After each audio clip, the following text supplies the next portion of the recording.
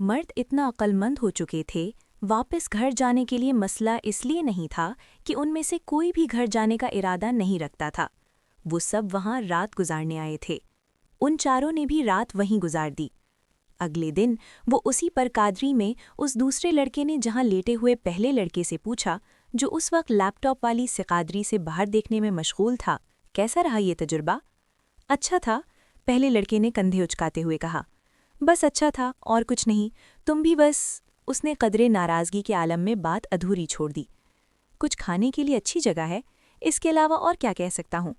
कुछ something special वाली कोई बात नहीं है। मेरी तो खैर इस लड़की से बेहतर है जिसके साथ मैंने रात गुजारी है, उस लड़के ने दो टोक अंदाज में कहा। डाइनिंग टेबल पर हाशिम तीनों की पूरी फैमिली मौजूद थी। खाना खाते हुए वो सब आपस में खुशगप्पियों में भी मशगूल थे। मौजू बिल्कुल आम था, जिस पर उमामा भी मौजूद थी। बाबा, आपने ये बात नोट की कि उमामा दिन ब दिन संजीदा से संजीदा होती जा रही है?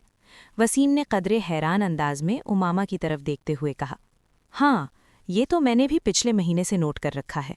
हाशिम ने वसीम की बात से पूरी तरह इत्तफाक करते हुए कहा। उमामा चावलों का चम्मच मुंह में रखते हुए वसीम को घूर रही थी। क्यों उमामा, कोई मसला है? बाबा, ये बड़ी फिजूल बातें करता है, और आप भी। खुदा ही जानते हैं मैं अपनी स्टडी की वजह से मशगूल और संजीदा हूँ। अब हर किसी से इस तरह हंसना तो नहीं होता।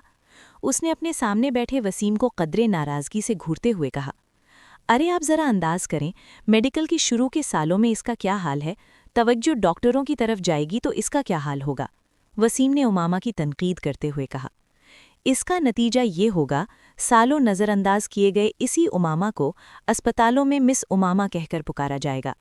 डाइनिंग टेबल पर मौजूद लोगों के चेहरों पर मुस्कुराहट दौड़ गई।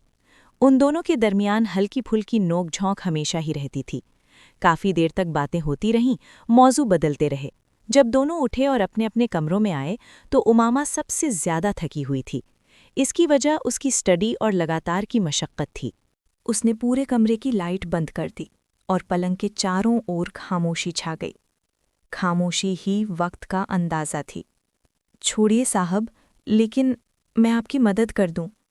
वो उसकी तरफ बढ़ता हुआ कहने लगा कि इशारे से उसे रोक दिया गया। नहीं, मैं खुद कर लेती हूँ, तुम मुझे गिलास दे दो, उसने कराहती आवाज़ में कहा। तभी खानसामा एक गिलास लेकर उसके पास चला आया। वो जैसे ही कमरे में आया, उसने कमरे में मौजूद तमाम पोर्ट्रेट्स को देखा और एक पल के लिए सन्न रह गया। खानसामा, मैं आज क्या पिया है तुमने? उसने खानसामा से पूछा। खानसामा ने कुछ देर तक खामोशी इख्तियार की। उसके चेहरे पर कुछ गहरी गंभीरता थी। मैं खाना नहीं खाऊंगा, सोने जा रहा हूँ, मुझे डिस्टर्ब मत करना, उसने सख्ती से कहा और बिस्तर पर लेट गया।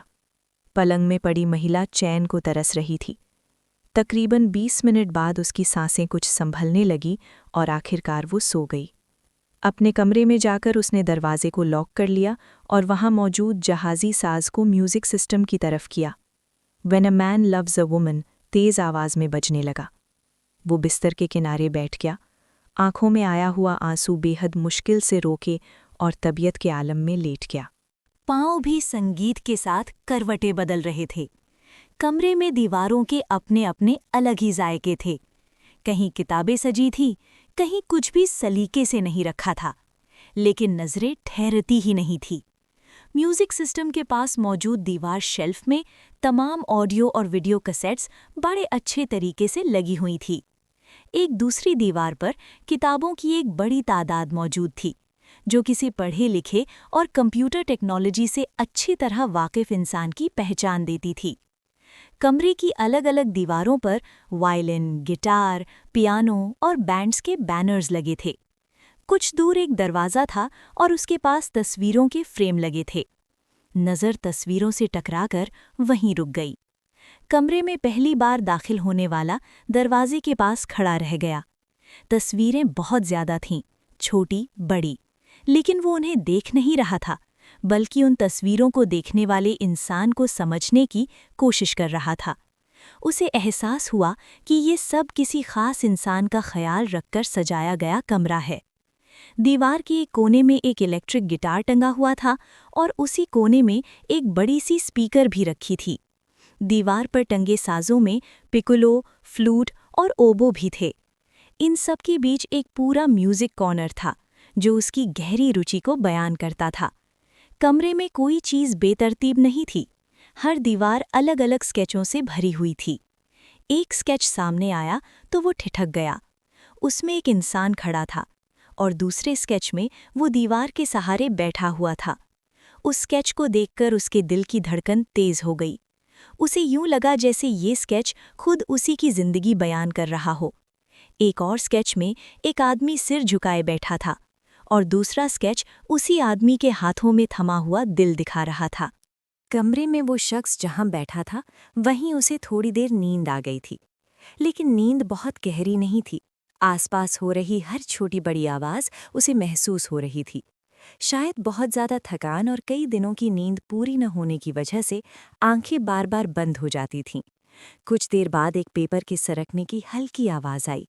वो तुरंत चौकन्ना हो गया। उसकी नज़र सामने लगी दीवार पर टंगी स्केच की तरफ गई।